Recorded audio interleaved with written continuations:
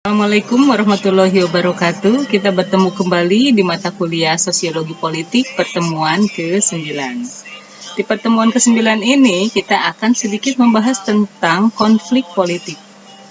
Konflik politik adalah konflik yang terjadi karena pihak-pihak yang berkonflik berupaya mendapatkan dengan menggunakan kekuasaannya untuk mencapai tujuan dengan berupaya memperbesar kekuasaannya dan memperkecil kekuasaan lawan konfliknya.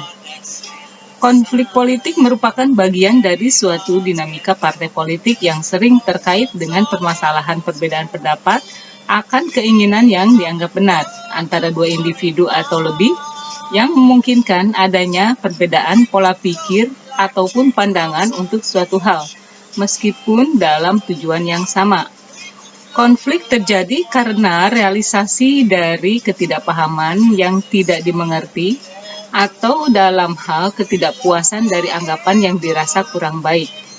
Hal ini bisa terjadi dalam satu partai politik misalnya, sehingga menimbulkan ketidaksamaan ide dalam menjalankannya. Meskipun memiliki ideologi yang sama, tetapi karena tidak sepemahaman tersebut yang menimbulkan konflik internal. Padahal tujuannya sama, tetapi bisa berbeda pandangan dari ideologi yang sama. Ini menggambarkan adanya ketidakpahaman satu sama lain dalam menjalankannya.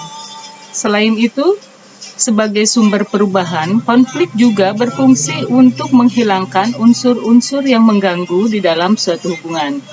Dalam hal ini, konflik sebagai penyelesaian ketegangan yang memiliki fungsi untuk menstabilkan dalam mempererat hubungan di dalam tubuh partai politik.